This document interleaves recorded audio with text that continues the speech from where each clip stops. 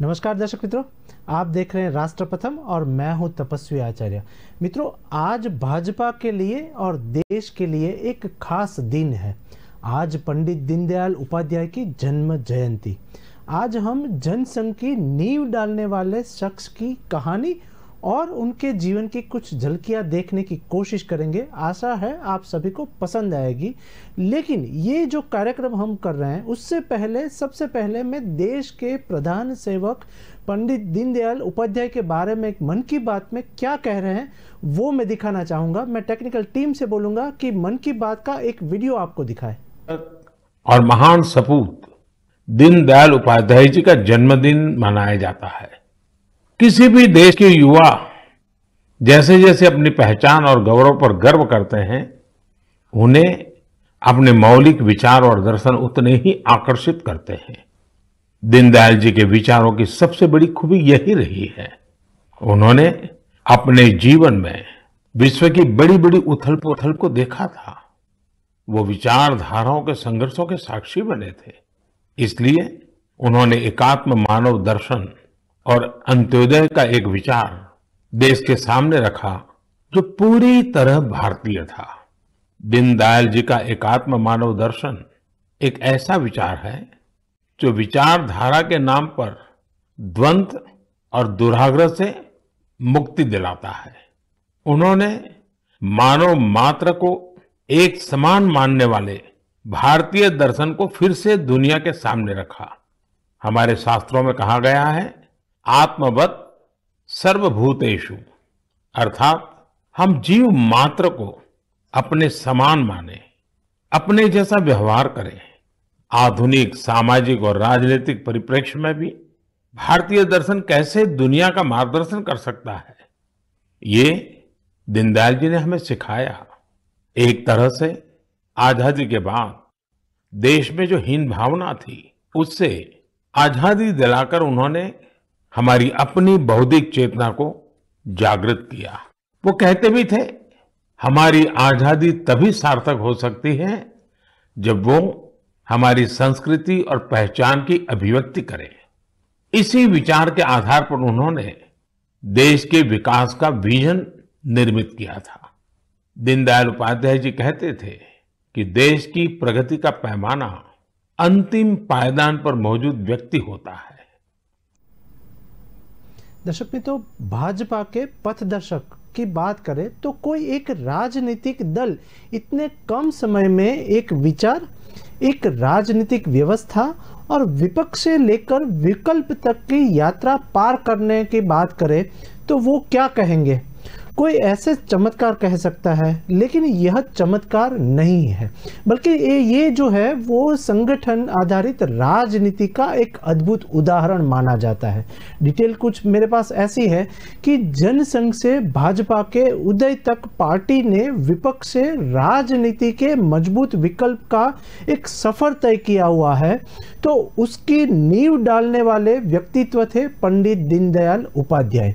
पंडित दीनदयाल उपाध्याय के बारे में थोड़ी डिटेल में आपको बोलूं तो उन्होंने संगठन आधारित राजनीतिक दल का एक पर्याय देश में खड़ा किया और साथ ही में उसी का परिणाम है आज की भारतीय जनसंघ से लेकर के भारतीय जनता पार्टी तक संगठन आधारित राजनीतिक दल अपनी अलग पहचान रखता है।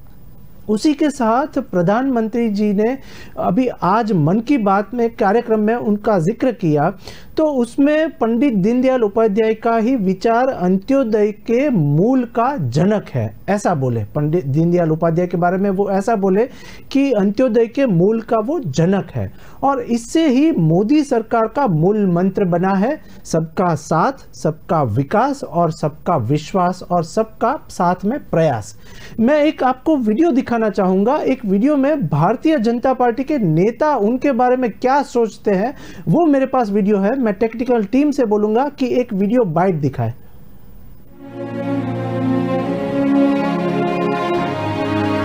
प्रभावशाली व्यक्तित्व, प्रखर चिंतक, एक आम भारतीय सा, भीड़ में गुम हो जाने वाला सामान्य सा चेहरा, जिनके दुबले पतले शरीर में समाया हुआ था आकाश सा व्यक्तित्व, समुद्र सी गहरी सोच और समय पर परिवर्तन के पद चिन्ह छोड़ जाने की अदम्य क्षमता। ऐसे थे एकात्म मानववाद और अंत्योदय जैसे दर्शन के प्रणेता पंडित दीनदयाल उपाध्याय जी, जिन्होंने अपनी पूरी जिंदगी राष्ट्र को समर्पित कर अपने प्रखर विचारों व व्यापक चिंतन से आने वाले समय में राजनीति ही नहीं वरन राष्ट्र नीति की भी नई परिभाषा दी। उनके सिद्धांतों ने एक ऐसे संगठन की नींव रखी जो आने वाले समय में देश की नीति का निर्धारण करने वाला था। दीनदयाल जी बहुआयामी व्यक्तित्व के धनी थे। इस महान व्यक्तित्व में कुशल चिंतक, संगठन शास्त्री, शिक्षाविद, राजनीतिज्ञ, वक्ता व लेखक का प्रतिबिंब था। 25 सितंबर 1916 को मथुरा जिले के छोटे से गांव नंगला चंद्रभान में पंडित दीनदयाल जी का जन्म एक अति निर्धन परिवार में हुआ था। यह कहना मुश्किल है कि यह उनके जीवन की यात्रा का आरंभ था या जीवन के संघर्षों की यात्रा का। बालक दीनदयाल होश संभाल भी न पाए थे कि उनके माता पिता का देहांत हो गया। दीनदयाल जी ने सीकर के कल्याण हाई स्कूल से मैट्रिक और पिलानी के बिड़ला कॉलेज से इंटर की परीक्षा पास की। इन्हें दोनों ही परीक्षाओं में गोल्ड मेडल प्राप्त हुआ। सीकर के महाराजा ने दीनदयाल जी की प्रतिभा को देखकर उन्हें छात्रवृत्ति भी दी। फिर कानपुर के सनातन धर्म कॉलेज कानपुर से उन्होंने बीए की पढ़ाई की। जो विषय यहां पढ़ाए जाते थे, दीनदयाल जी ने उसका मन लगाकर अध्ययन किया।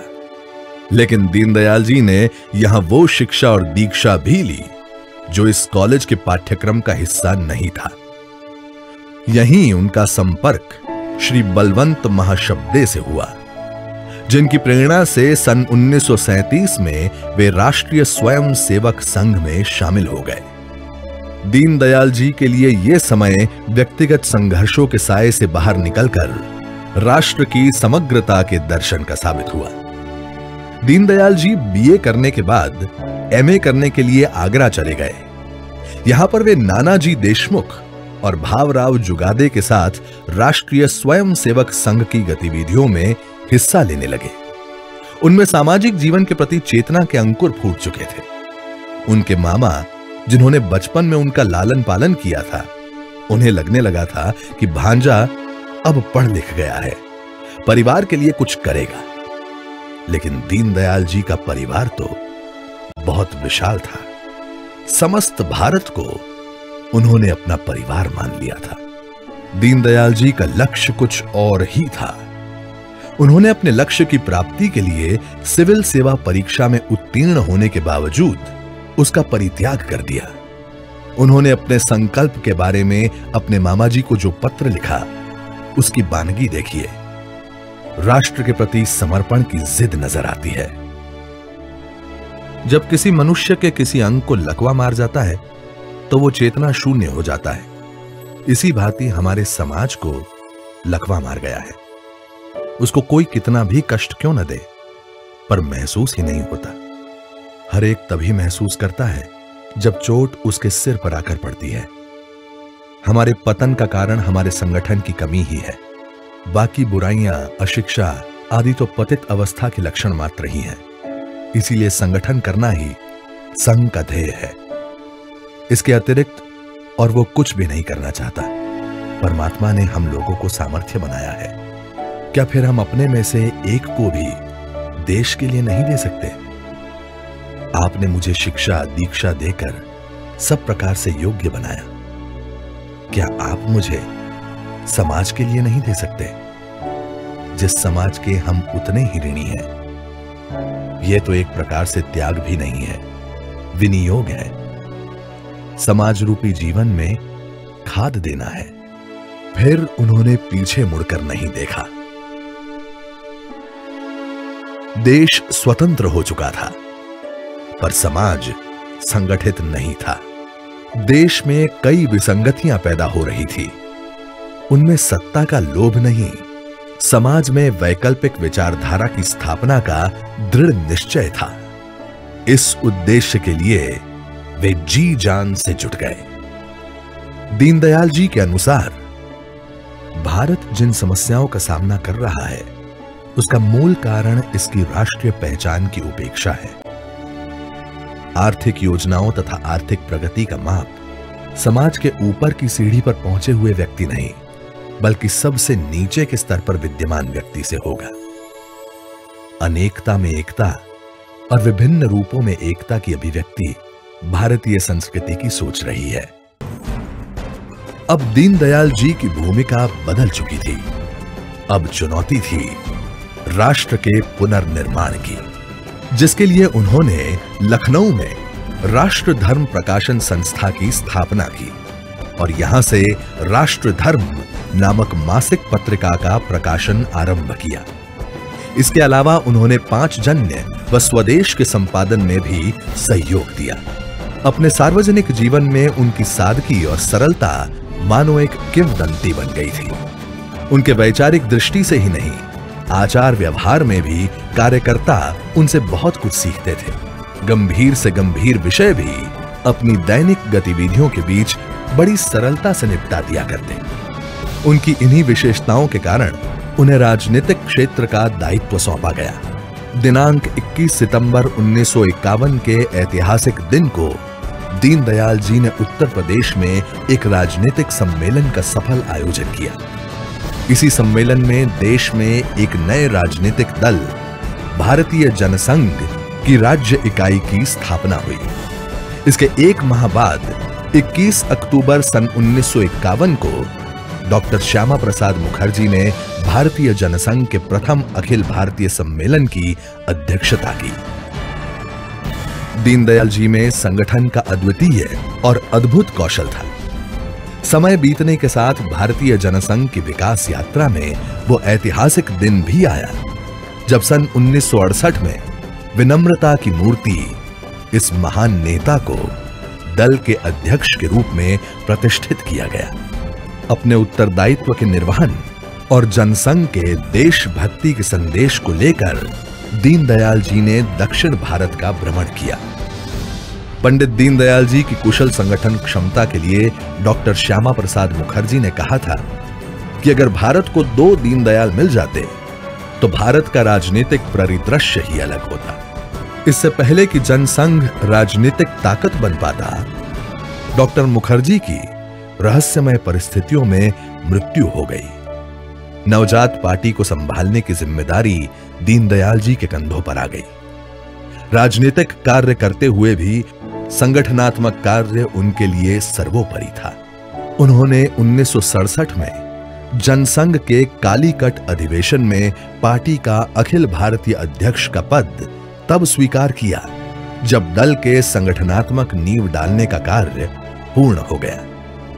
11 फरवरी 1968 को वज्राघात हुआ जब सारे देश ने उनकी हत्या का समाचार सुना। पूरा देश शोकाकुल हो गया। लेकिन जाने से पहले वो देश को दे गए एक ऐसा दर्शन जो देश के मानस पटल से लुप्त होने लगा था। उन दिनों देश समाजवाद और पूंजीवाद के द्वंद्वों से गुजर रहा था। तब के राजनीतिक नेतृत्व को भारतीय सनातन परंपरा की विशालता और राष्ट्र की अपनी भौतिक शक्ति का भाव नहीं हो पा रहा था। वो कभी कहीं से अपने विकास का मॉडल ढूंढ रहा था। एकात्म मानव दर्शन इस अंकुर के वटवृक्ष बनने की यात्रा अभी जारी है। दीनदयाल जी के एकात्म मानववाद और अंत्योदय के सपने को साकार करने के लिए भारतीय जनता पार्टी की सरकार दृढ़ संकल्प है।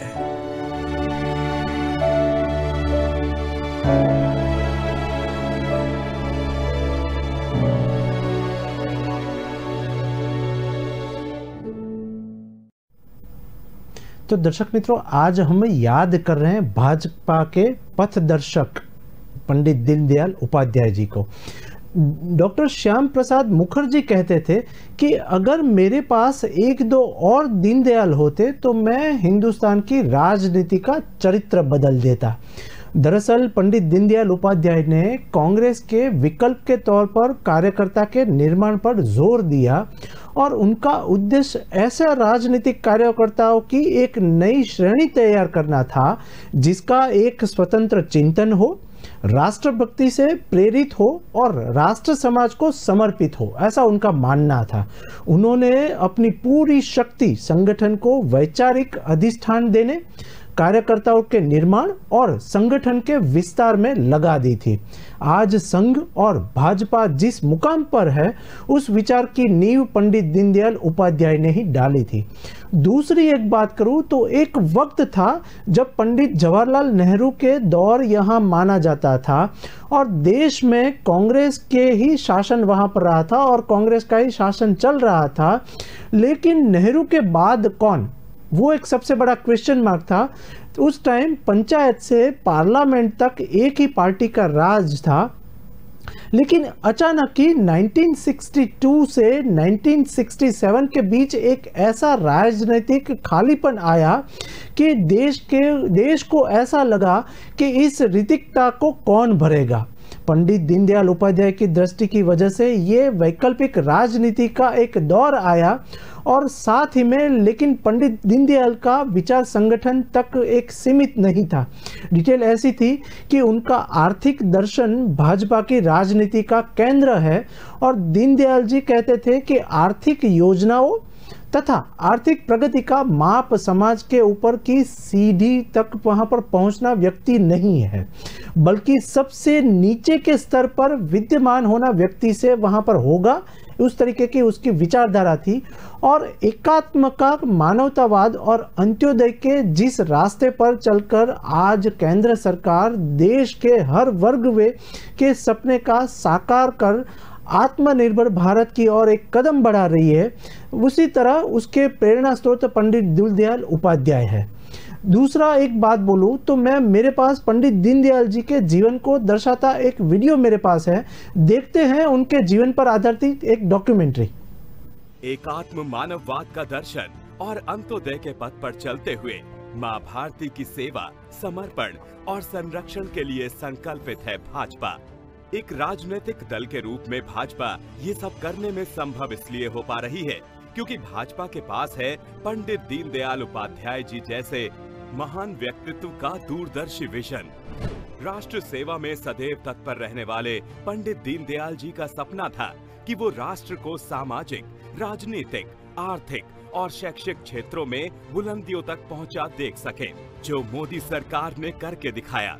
पंडित दीनदयाल जी राष्ट्र के सजग प्रहरी और सच्चे राष्ट्रभक्त के रूप में करोड़ों कार्यकर्ताओं और देशवासियों के लिए प्रेरणा स्रोत हैं। आज भाजपा अंत्योदय के सपने को यानी समाज के अंतिम पंक्ति में बैठे व्यक्ति तक विकास की सभी योजनाएं पहुंचाने में जुटी हुई है। आज हर घर बिजली की रोशनी से जगमगा रहे हैं। देश के 99% गांव सड़क संपर्क से जुड़ चुके हैं। आज पूरा ग्रामीण भारत खुले में शौच से मुक्त हो चुका है। हर घर नल से शुद्ध जल का भी सपना साकार हो रहा है। आज हर सरकारी योजनाओं का लाभ बिना बिचौलियों के लाभार्थियों के खाते में सीधे पहुंच रहा है। महान विचारक और हमारे पथ प्रदर्शक पंडित दीनदयाल उपाध्याय जी की जयंती पर कोटि कोटि नमन।